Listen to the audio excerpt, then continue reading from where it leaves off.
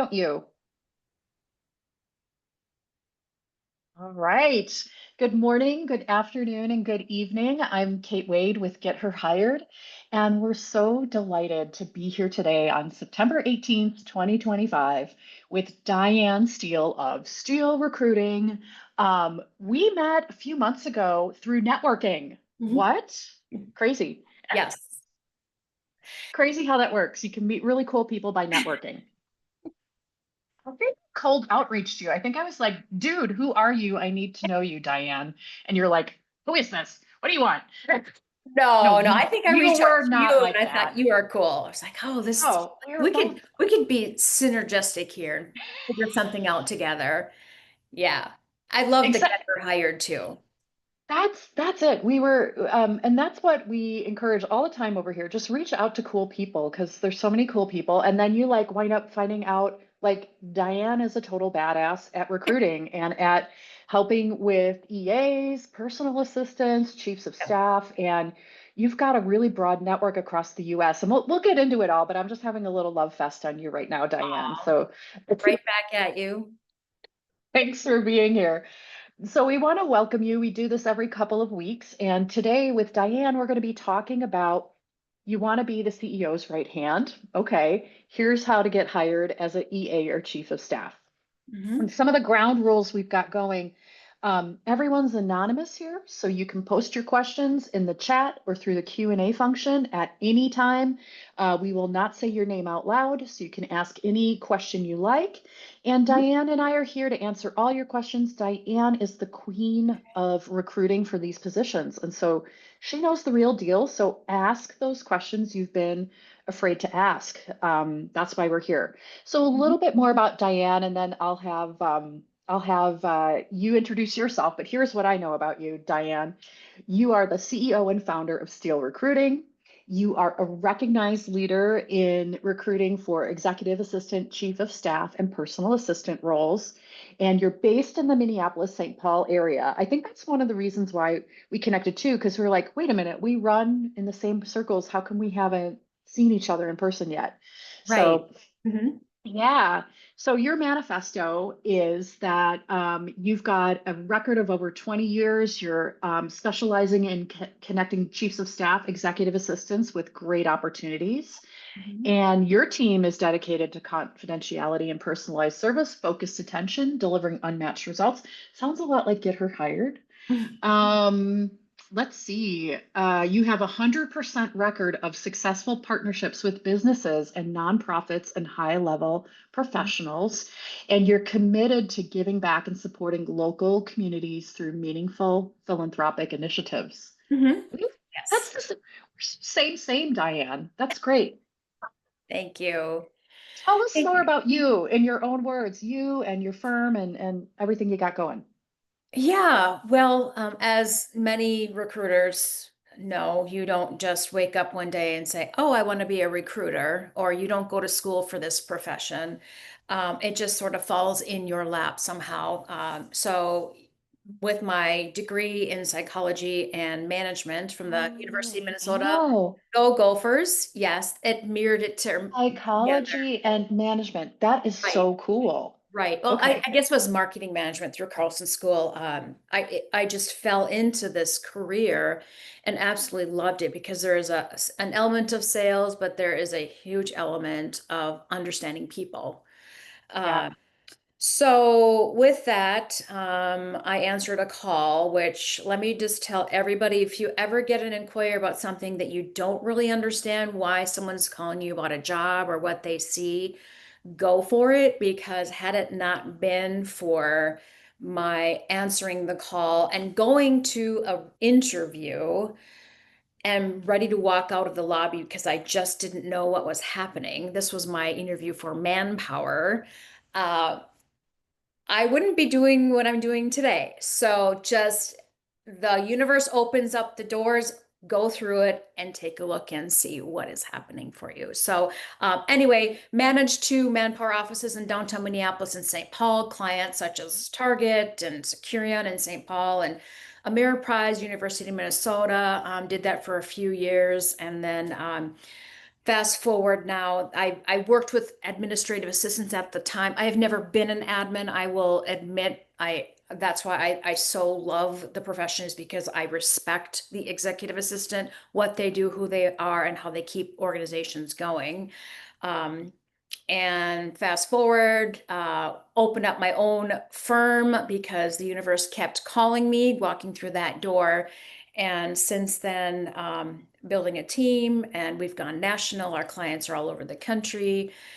We have a passion for working for nonprofit organizations, especially here in the Twin Cities, but work with anyone from startup organizations to Fortune 500 companies around the country. So I've been in many a board rooms, met many a CEOs, and they all want the same thing: great talent and someone to make them most successful. So that's, Yeah, yeah.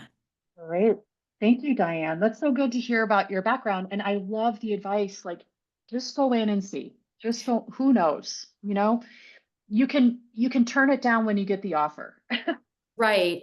I give kudos to the person, and Kate, maybe you can, because you work with resumes so much, that can actually see through a resume versus Mhm. everything being so aligned in a resume. They can see talent through a resume because you can't always detect that. So if somebody sees something in your resume that you may not see in yourself, or think, oh, that job description may or may not be me, but maybe it is the thing that you're exactly looking for. So Yeah.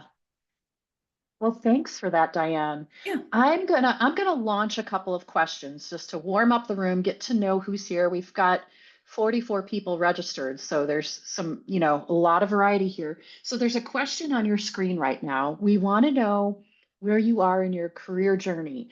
Are you exploring one of these kinds of roles for the first time? Are you currently in this type of role? Are you considering transitioning?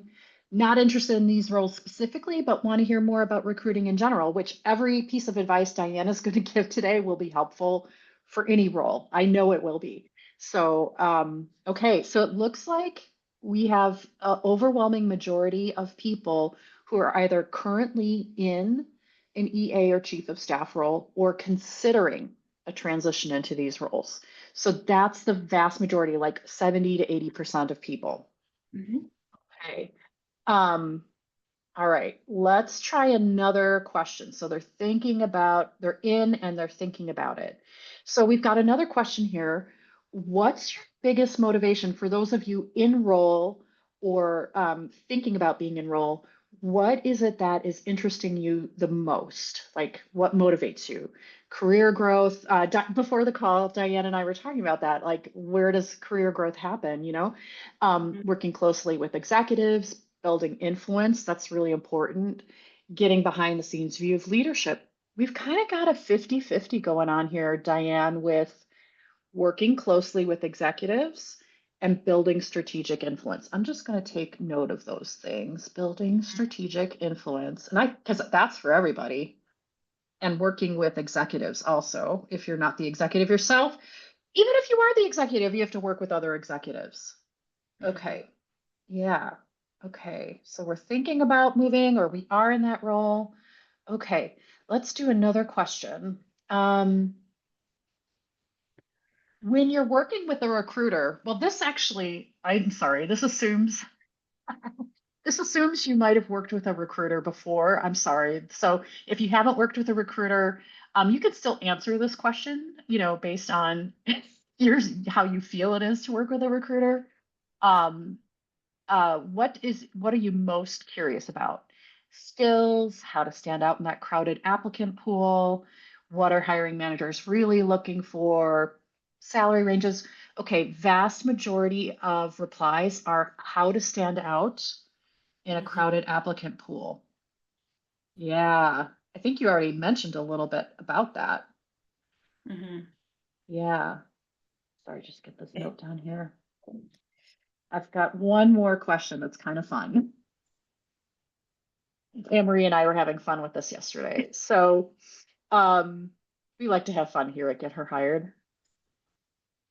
If you could pick one executive to be the right hand for, who would it be?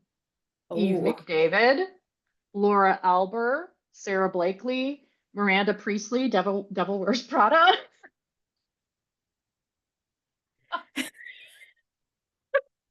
Oh, oh, oh. No one's going for Devil Wears Prada. It's oh, nope. We do have a few brave souls out there saying yes, they would work with Miranda Priestley. You should put on there, what if you were able to keep the clothing, the Chanel boots? Sign up for a week. Got it, got it. Well, the majority of people have selected Eve McDavid with mission driven tech. So that is so funny. Okay. All right. Well, those were our poll questions to warm up the audience and see who we have here. So the majority of people, Diane, are looking for or are in a role already. They are interested in building more strategic influence and working closely with executives. They want to know how to stand out in a crowded applicant pool. Mhm. So this is good information. Um, when we think about what you're seeing there, what are the patterns in those questions? How do they relate to things you see Mhm. already? Well, I think first we need to determine what it is a person is looking for. If you're an executive assistant or a chief of staff, what is going to make you stand out as an applicant, first and foremost, is that you have a background that aligns with what they're looking for. Uh, Mhm. we, Oh, I forgot to ask you. Hmm? We should probably define executive assistant and chief of staff. Yeah, well, this is a topic that is always under consideration and conversation because there's a lot of gray area, and I've been working on this for over 2 years. Chief of Staff has just recently become a more popular job title for people to seek as well as obtain. Executive assistants has been around forever.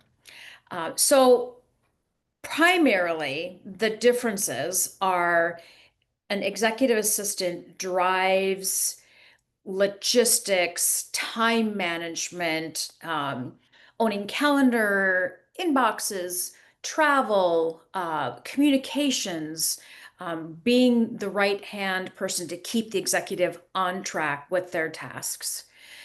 Chief of staff, in a clear sense, is someone who is driving execution on strategic initiatives. So think about somebody who is a conductor of an orchestra. That could be a good visual for a chief of staff. Where there's an executive leadership team, there are many projects that are being managed. The chief of staff could be the person well aligned to manage where the projects are, communicating that up to the CEO or the president.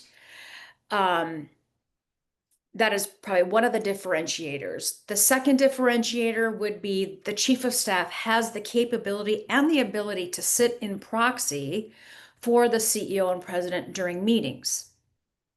Mhm. That may not include making decisions for the president and CEO, but they have the business aptitude to be able to sit into the meeting, maybe add some context, bring the information back, clear information, so that the CEO can understand what happened and be able to make decisions and or go forward.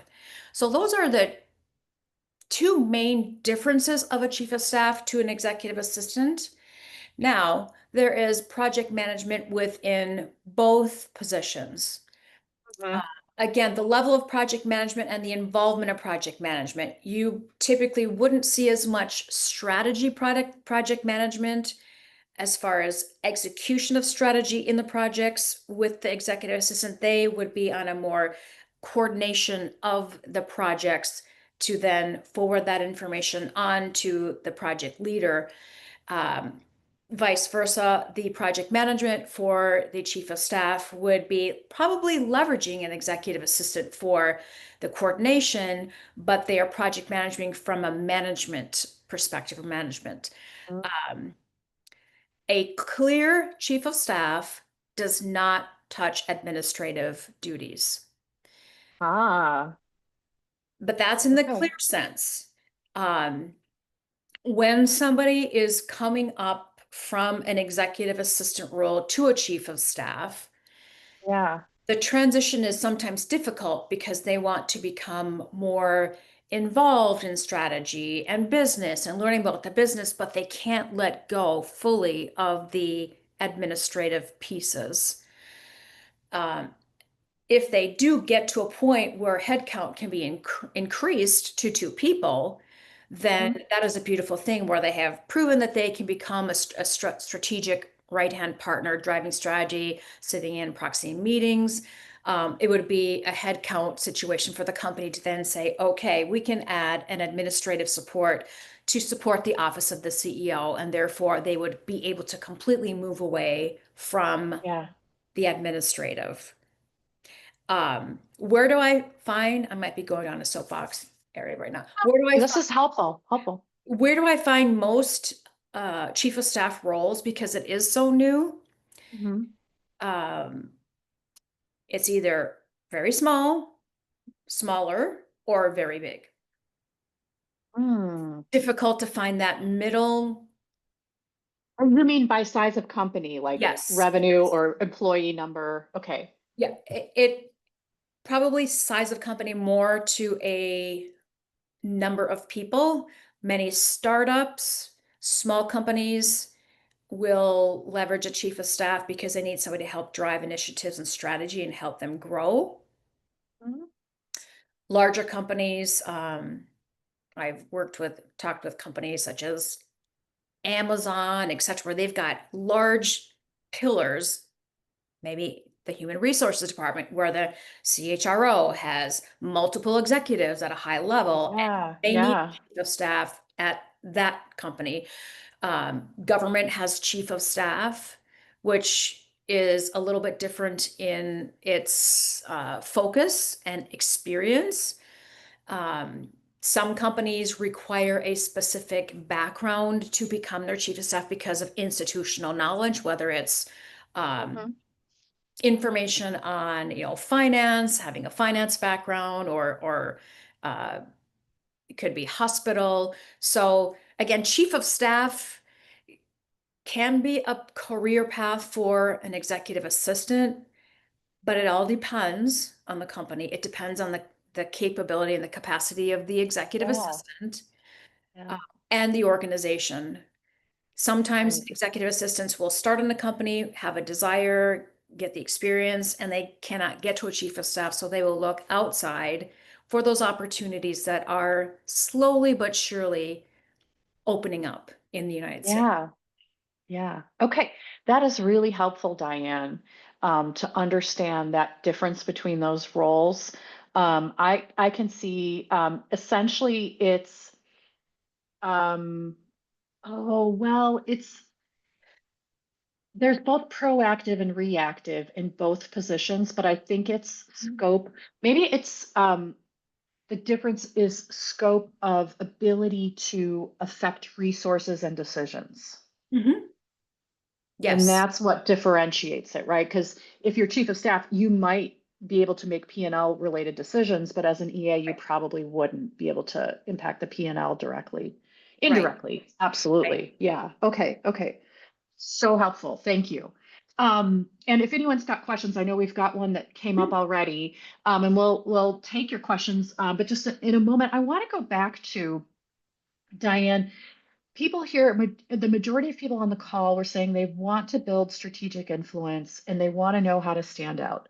Let's go to how to stand out in a crowded applicant pool, because I think this is something that people can be more active about and act on right now, whereas building strategic influence is a whole other conversation we could coach about. Right. But how do people stand out in a crowded applicant pool? In general, or for an executive assistant or chief of staff? Speak about it for an executive assistant and chief of staff. I'm sure whatever you, because that is your area, and I'm sure there's going to be transition. It'll work. It'll be helpful. Yeah. Okay. In general, for an executive assistant chief of staff, and part of our practice is when we provide resumes to our clients and our interview, our packet, we do not alter the resumes, cover letters, and the other forms that we send over. Therefore, to stand out first thing and foremost in an applicant pool is to have a well-crafted resume and cover letter, which I consider to be your marketing pieces. Mhm. And again, that's where Kate steps in. I am not a resume writer. I never will, but I can certainly go through a resume and give some tips. Uh, Mhm. For you, how would you define some things about well-crafted? Like, give us oh, a poor example of like a really cringe one and one like right. you're like, oh, let me send this on immediately. Right, right. Well, it's about presentation. Much of an executive assistant and perhaps probably a chief of staff role is to be able to have presentations, which would be your PowerPoint presentations. If you think about making a document look professional, making it easily readable, making it getting to the point. Again, who is reading this information? It's probably CEO, bullet, bullet, bullet, bullet. They want to get through it quickly. It needs to look good. It needs to be presentable. It needs to provide the information necessary to check the boxes of being qualified, be able to pick that up within uh, a few seconds. I know that sounds Mhm. crazy, but that's how quickly, 5 seconds. Um, and then formatted, proofreading, no errors, content has to be spot on to show that you have the experience. You can communicate through the written form and you can talk about your skill set. Mhm. That also needs to translate into a cover letter. So let me just warn all you AI folks out there, please, please do not use AI. I know it's cool, hip, and groovy. I use it every day, but it is not the place for an executive assistant or chief of staff to write your cover letter using AI because there are companies and executives out there who have a means to check AI written cover letters. And in doing so, they have been known to reject candidates because they want to see how you communicate in the written form. Mhm. So make sure that if you do use AI, it is just for some maybe Grammarly check, but do not leverage it as a means of showing your or showing their writing skills, not yours. Yeah, absolutely. That's a great point. I mean, we use AI assisted tools all the time. So the materials we create are, we say they're AI assisted. We're very clear about that. But then the writing and all, all of the thinking and the writing comes from thinking through the questions like, who Mhm. is going to read this? What matters most to them? How can I explain the kinds of problems I solve and the kinds of impact I've been able to make? And how do I describe the kinds of help that I provide in a way that, without the match burning down your finger, like gets to the point. And I think that's very important for any high level person, whether it's that executive assistant, chief of staff, or it could be COO, it could be CHRO. You have to communicate that so clearly. Yeah. Yes. And so I'm just going to ask you a little follow up. Yep. People say to me all the time, do I have to write a cover letter?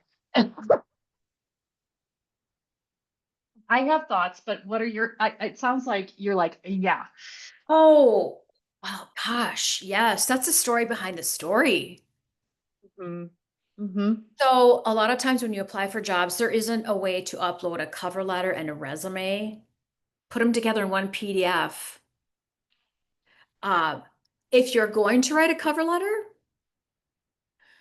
make sure that you are writing a cover letter specifically to that position. How many times have I seen one that different company, wrong company? I mean, Oh, embarrassing. Yeah, that's cringy. but Yeah, not professional. no, no, again, that comes down to proofreading. So, uh, absolutely. I mean, can I get on my soapbox about that? If you want that job, use the opportunity to create a cover letter and tell them why. Yes. Yeah, Explain why, exactly. explain a few and they don't need a book. It doesn't need to be a 3-page.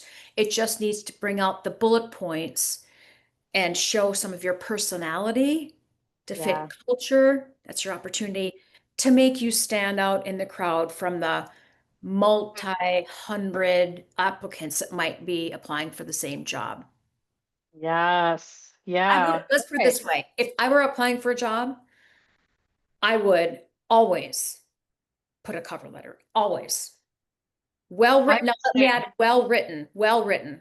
If you don't, Yeah. well written, then leave it out.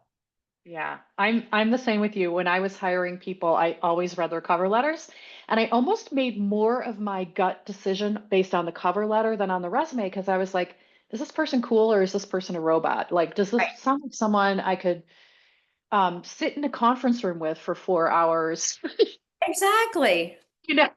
Yes. Yes. And in our resume templates that we build templates that then can be modified, and we give our clients 10 different stories they can use to talk about themselves. But one of the things we do is we craft a space for them to say, and here are 3 reasons why I'm a great fit for this role. And then it's 1, 2, 3. And it's about the job Mhm. that they're applying for. And we've gotten great feedback from people who've used that, landed their interviews that way. Yeah. So we had a question come in, and if anyone has some more questions for Diane, this is your time to ask a recruiter who's been doing this for 20 years any of your dark secret questions. Okay. We did have a question come in that says, what are some suggested tools or resources to help us think through and truly answer what are you looking for in this role? This person who wrote this question is a seasoned EA. She or he has a hard time answering this because they don't know what they don't know, and they'd love some tools or help to self reflect on this question. So, the question being, how do we answer what are you looking for in these roles? What do you think, Diane? Looking for in the role that they're applying for or a Yes, in the specific role role? they're in an interview and they're like, Oh, okay. the interviewer might ask them, what are you looking for in this role? Okay. Yeah. Well, I think that that question has to be answered before a person even starts to interview or apply for a job. You've got to know why you're applying for a job. Ooh, tell me more about that. Let me turn the page. I'm Well, taking well, notes here. well, if I've been a job for 5 years and I just someday decide, oh, that job looks good and I'm going to apply for it. You don't really know why, but you just think, it kind of that's not good enough. You get an interview for that job and there's no why behind it. Mhm. And um, companies, especially in 2025, I've seen a shift where there are not very quick hiring decisions. They do not want to make mistakes. They are very thoughtful. They're putting candidates through assessments, multiple interviews. It's taking longer than it typically has taken in the past, the hiring season. So if you don't have your why you are looking in general, then do not start running down that path. Mhm. A serious and focused business and also very competitive. Now, if you just want to play out there and just see if you get a call or something like that, which people do sometimes, I mean, you can do that, but um, why waste your time? Why waste their time? Just really make sure that you are ready and that you are ready for this particular company. Mhm. Mhm. I think I might be getting off topic here, but No, you're good.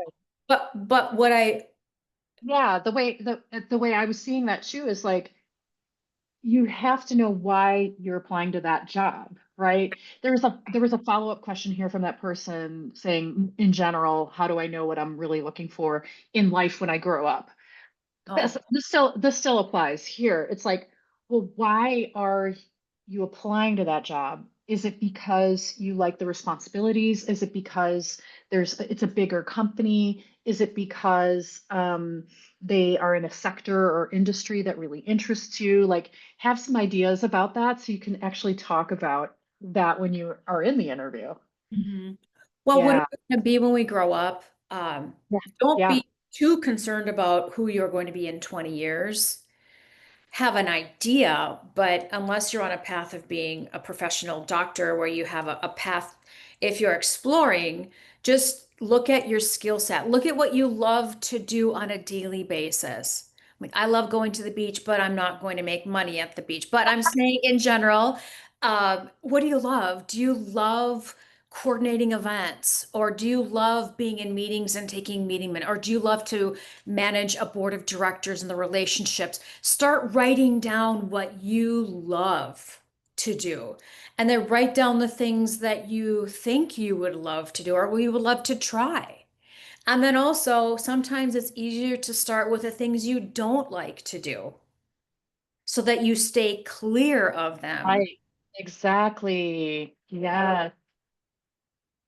Yeah. So when That's it so. comes to looking at, do you want to be an executive assistant if you're new in the profession, or do you want to be a chief of staff? Look at job descriptions if you're new to both or either, and look at what they do on a daily basis. Do you, I mean, does that have interest to you? Maybe have a conversation with somebody who is currently in the role, similar to what you think you want. Again, chief of staff, different levels, different positions, different companies. Have a conversation and decide, okay, that could be a path for me. But that path to a chief of staff or an executive assistant may not be tomorrow. It might be 5 years down the road. But what are you doing to try on a, I don't want to say weekly basis, but an annual basis to build your resume, to get a skill set, to maybe Mm. take some extracurricular activity courses. I always plug IAAP, which is a fantastic organization, Oh, international organization. IAAP. I was just, IAB. Anne yep. Marie, can you put that in the chat? And they're fantastic organization with certifications, a certified administrative professional. When I see that cap on anyone's resume, I know that they've taken the time to get educated on the administrative profession. You can learn Oh, from other EAs. They are up to date on topics. They're fantastic and they're international for anybody who wants support and resources. yeah, wonderful. Okay. That is so good. And we'll get that in the chat so people can look at that and check out the Certified Administrative Professional certification. You know, if you're looking for a role, you're not employed right now, it'd be a great time to invest in yourself in something like that. Show that you're developing your skills, and even networking with other people who are already have that cap. That would be a really cool thing to do. Um, Another when, education that I would plug in there, sorry, yeah, yeah, is yeah, yeah. to get your certified, what is it? Project management certification. Okay. Yeah, yeah. Uh, EAs, chief of staff, it's all about managing projects. You can take the course and then you can get certified, but even taking the course, that Yes. shows a level up on a resume for anyone who has been an EA for 10, 20 years to someone who's brand new. It shows that they are serious about Right. having expert skills in project management. Right, right. And that Project Management Institute, it looks like Amory just posted that. It's a really long URL, but that's the Project Management Professional, the PMP that you get through Project Management Institute. When we're working with people, we see a lot of people with that PMP designation. Mhm. So that is absolutely something that does stand out. We had a couple questions here. Oh God, I've got so many things to ask you about though, but like, okay, but let's ask the audience questions. So you and I can have coffee later. We can. Um, Someone was asking, I worry that my resume and cover letter tells a story that I'm overqualified for executive assistant roles. Have you seen that? Have you seen that someone looks overqualified for that kind of role, and how would they address that? If you're an executive assistant and you're overqualified, then my first thought would be either A, you think you're applying for jobs that are below your skill set, Mhm. because we always look for the most qualified candidate. Um, or this could also translate to someone, whoever this person is out there, they think that maybe they have too much experience, maybe longevity as far as being a professional at a certain point in their career, and that they're being overlooked because of it, which again, your presentation, your skills, your experience, and aligning with the proper position, then you should be landing your dream job. So you're Mhm. either out of line with what you're applying for, or somehow maybe your resume isn't Bring stating the full picture. right the full picture. But oh, absolutely. I mean, just but again, look at the minimum requirements. Um, Again, if you're somebody in your career that has worked, let's just say in general, anywhere for 20 years, and now you want to keep working, but you don't want to be full on, full throttle, but you've got great experience, that's where the cover letter comes in, right? Mm-hmm. Say, I'm at a point in my career where I want to, be professional. I want to work at a course like this, but I am fully capable and willing to take a step back to a lesser position of importance to support the team, be a team player, but I just don't want that number one seat anymore. Hmm. Write that, connect that to your resume, off you go. I understand why this person is now applying for this job. It needs to Yeah. be written though, well written cover letter. Yeah.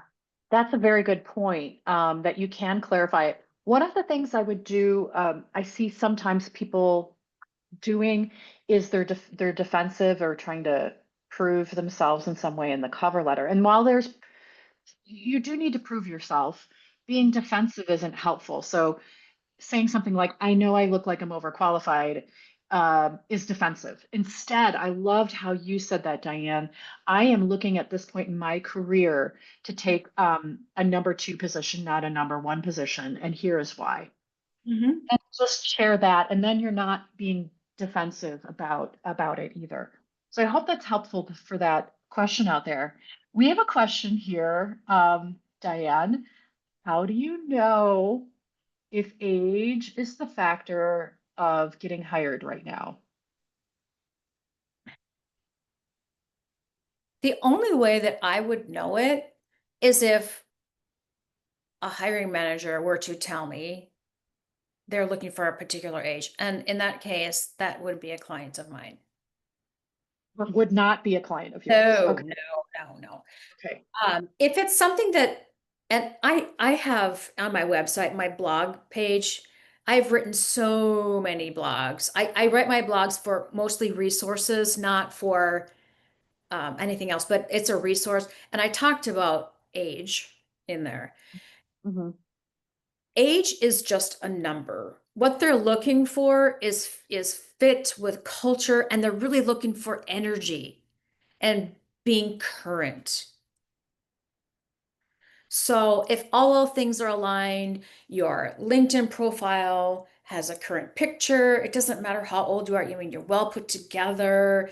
When you talk with people, you're positive.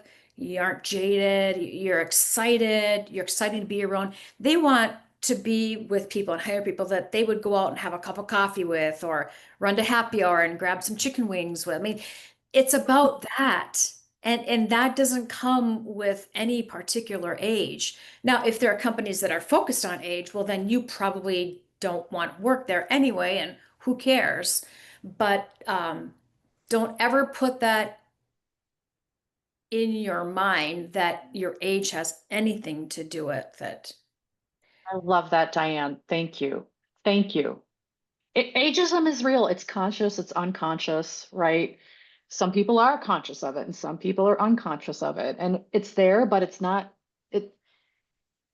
yeah, it's not on If you you. think you are or you think you're not, you're right. I love it. Thank you so much, Diane, on that one. There is a definitive answer. What I'm hearing is just go ahead and apply for those jobs. And if they don't want you, and you will probably never know if age was a factor or not. And even if it was, who cares? Who cares? Keep going. Yeah. Okay. We had another question come in, and I have some thoughts on this, but Diane, we had another question on self-reflection, how to answer questions about what you're looking for. Are there any recommended resources for interview preparation that you would recommend, Diane?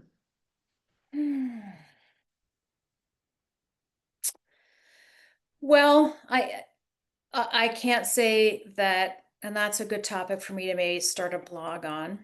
I thought about writing a book. We'll see. Uh, Do it, do it. oh, I know, someday. Um, there is always the internet. There's always AI. How can I best prepare? I mean, if you want the step-by-step guide, go ahead and pull it from there. But I think interview preparation, it comes down to the basics of knowing who you are. That's before you apply, knowing what you want, knowing the company, knowing the position, knowing the executive that you would be supporting, and other people that you would be interviewing with. Now, this is a research project, not just an interview.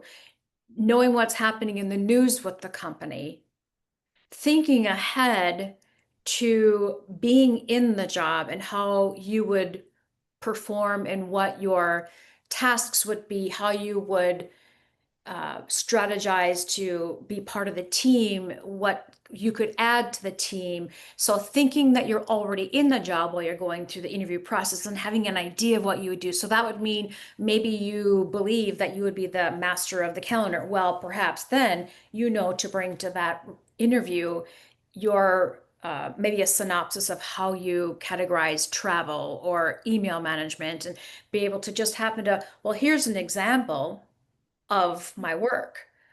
So again, that's being prepared.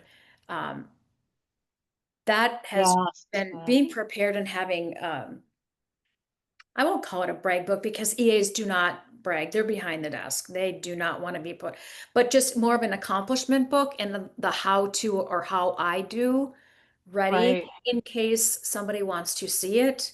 That's Mhm. called being prepared. And what does an EA do? They're always prepared for the unexpected. So Yeah. show that through the interview process. Wonderful. Thank you, Diane.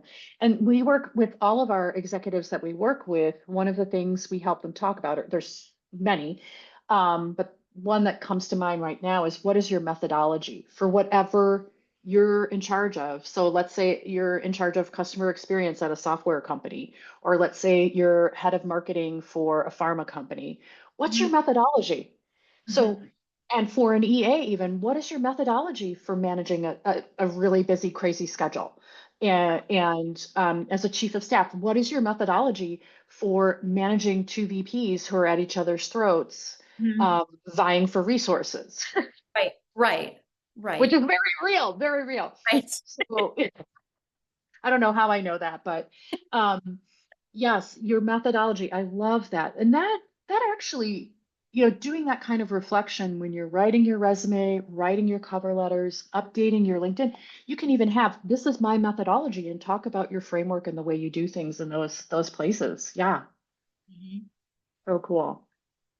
We had a Q&A question come in. Oh, and by the way, before I get there, you got a thumbs up for writing a book. So there's Oh, one of the people in the audience here is like, yes, write a book. This has been so helpful. anyone want to help me? Because I just babble. I don't know how to put things somewhere. Anyway, You need a methodology. I She need a needs methodologist. Yeah. she's the chief of staff EA ghostwriter. Yes. Okay. Well, here's the question. Having worked for a large leading company within this person's industry, They have found that some of the smaller companies don't seem to believe that this person would want to lend my talents in their space. Okay, so it sounds like context is they've worked at a huge, let's say, multinational, right?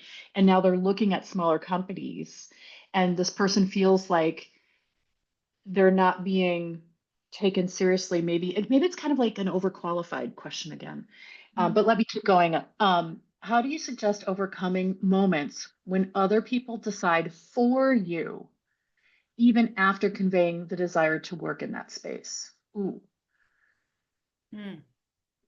So it's a very qualified person coming into a smaller company. They're, I don't know if this is actual feedback the person's really gotten or if this is what they think is happening.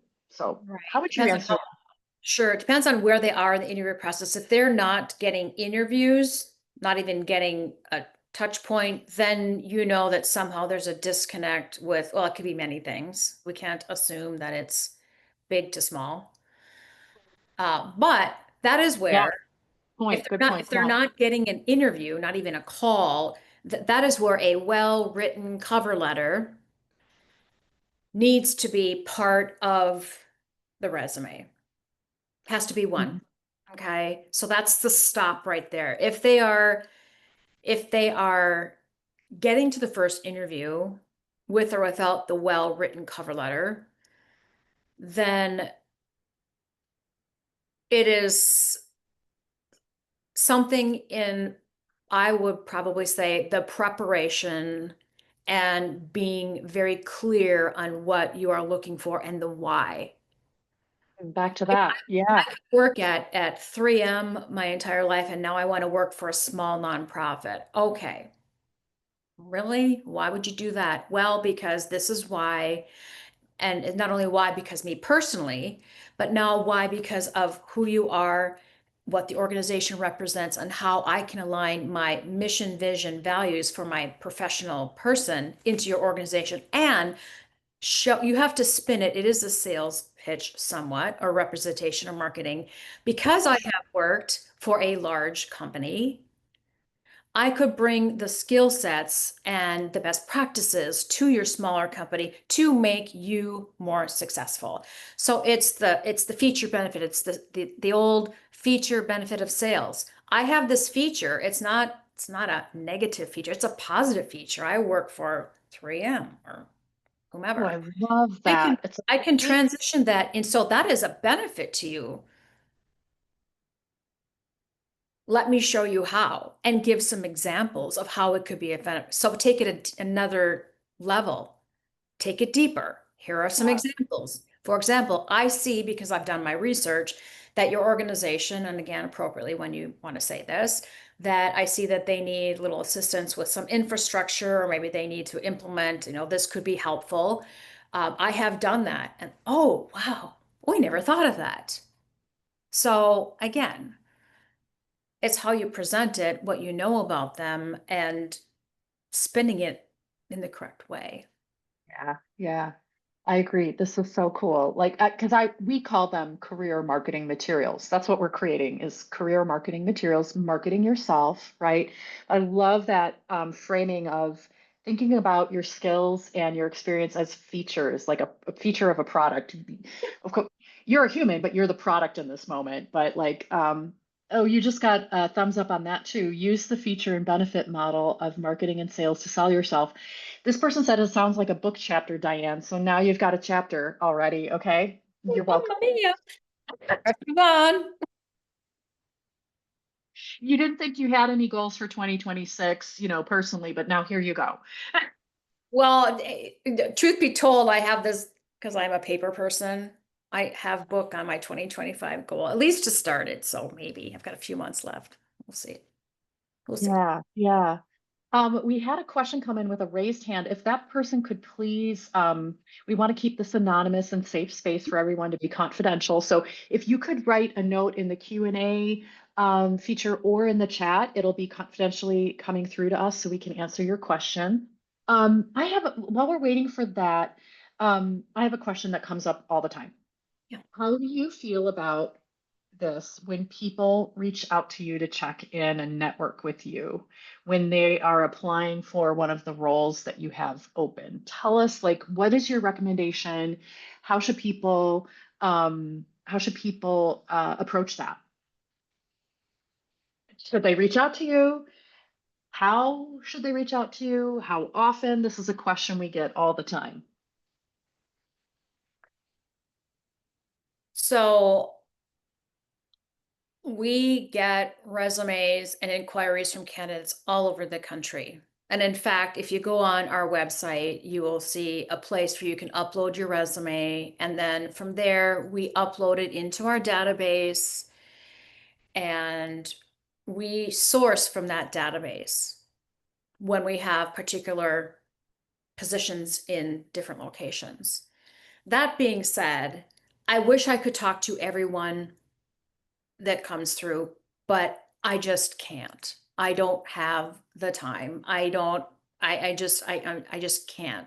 So I try to respond to everyone with a thank you, a personal thank you, because I want to maintain that personal touch with people. And I try. If I haven't, if I've missed people, I do apologize, but I try so hard. So, um, touching base with me or a recruiter, that's a good thing. Um, Within reason, right? I love to hear from people. I love to hear from people when they say or see a position that we have just open, which might I add, if you go to our website and sign up for our newsletter, which is our email list, you'll be notified first for any new opportunity in the United States. So I would recommend doing that. We don't bombard you with crazy emails. In fact, I should be doing more, but I don't. You'll also get our newsletter.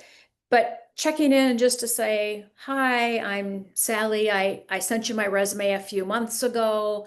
I'm located in Dallas, Fort Worth. I see you just had a position open. Just wanted to, it looks good to me. Can you take a quick peek at my resume again and send me your resume again? Because it's for me, it's like finding it quickly. Like, it's probably in the database if I already talked to you before, but hey, why not send it again? And that's fine. Now, if you did that every single week, anything new, anything like that for anybody is probably too much. But if it's appropriate, if it makes sense, yes, I want to hear from you. I mean, I want to know how you're doing and how your job search is. And if you've got a question about, hey, something's frustrating, do you have a comment or a thought on this? Sure, I'm willing to help, do what I can. But it's, staying in touch is perfectly fine. Can I find a job for everybody? I wish I could, but I can't, but I try. But do stay in touch. Do stay in touch. And I do like that. Um I'm on a soapbox again. Well, Uh One of the things that I think it's make your valid opinion based on your professional experience, Diane. It's a right, feature. right. So the thing is about with us, and I stress this on the website, is that we care. We really do care. We care where our candidates go. I wouldn't place somebody where I wouldn't put my friends or family. When I have a conversation with somebody for a job, I don't leave them hanging for weeks and then ghost them because I feel if they've invested time with us for a position, they will be contacted and they will continue to know what's happening until there's, an end to either yes or no on a position. So we really care. We have communication, we have confidentiality. What you say to me, and trust me, have I heard things? Have I heard things? I've had tears. I've had and it's okay. It's okay. So people can trust when they talk to me, to us, that it's going to stay within me. So basically, caring, confidentiality, and really trying to help is what I try to promote. It's not about quantity, it's about quality. It's about helping people because at the end of the day, the goal is for everybody. It's for Kate, it's for me, it's for everybody to be in the right seat, to be doing good in the world. Mhm. And if you're not in the right seat, you're probably not happy. You're not doing the best that you can do in the world. And life is too short to be miserable and unhappy at your job. So, let's all work together to make everybody happier, more productive, and a more successful outcome in the world. So that's my soapbox. With that, I'm gonna turn off my Diane, camera. Where did I go with that? Oh my. Mic drop is what you mean. Like, but we're coming up on time here. And if anyone's Yeah. got any burning questions, drop them in the chat right now. Otherwise, you can connect with Diane on LinkedIn. You can connect with her through that email newsletter. You can connect with any of us at Get Her Hired. We're happy to answer any questions, connect you with coaches. Some people, it sounds like the questions you were asking, working with a coach might help you, and we've got some great coaches we can recommend as well. We've covered a lot today, and I want to know, Diane, as we wrap up here, can you leave us with the thought about the current market and what advice would you give people with the market right now for executive assistant or chief of staff roles? Mhm. In general, the market is, it's Q3. So what happens in Q3? Budgets, Budgets. Mm-hmm. headcount, and the new year's coming. So now is not the time to loosely just up and quit your job because there's a lot going on in the world. There's a lot of economical challenges, and we know other challenges as well. So be very thoughtful in what you are doing and when you are choosing to leave and why you're choosing to leave. So be smart, I guess is what I'm trying to say there. EAs, like I mentioned earlier, the timeline to hire somebody is longer. It's more intense. It's more thorough. Stay in the game, stay positive, understand that it's not you. They haven't called in a week. Well, you can check in, by the way, if you haven't heard from somebody, but again, within reason. It's going to take longer. So be patient, be patient, be patient. Chief of staff, again, positions aren't as plentiful as an EA. So be open if you are an EA to finding a job as an EA that might have more strategic influence or a strategic project that you can be motivated and stimulated in your daily work, because chief of staff roles are becoming more and more popular, but I think it's going to be a while until we move that ship into the direction where people need or are looking for jobs. So Mm. yeah, and just overall, just be prepared and just know what you want and be positive. Because if something doesn't work out in the end, you don't get a job, it's because something else was coming down the pipeline. So um, Yeah. Yeah. Thank you, Diane. Thank you so much for your hour of time today. That was so valuable for all of us. I want to thank you. And hopefully, everyone on the call has really learned something today about that key question most of you were here is how do I stand out in a crowded applicant pool? I think you've given us such great insights to really focus on that why, to be prepared, to understand the market, like how can I ask questions to understand what's going to be great, all of your tips around proofreading and formatting and being professional with your materials. That cover letter advice you gave. Oh, this has been so good. The IAAP and the Certified Administrative Professional certification, the PMP certification. You've just given us so much. I think my favorite thing is to treat your skills and experience like a feature of a product. I love that.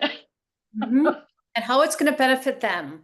How it's How going to. it'll benefit them. That's the sales way. Oh my gosh. Well, thank you. Any last words of advice for anybody? All right. Just All right. have a great rest of your year. There you go. Thank you so much and have a great afternoon. Thank you, Diane. Take care, everyone. We wish you the best of success. Bye. Bye.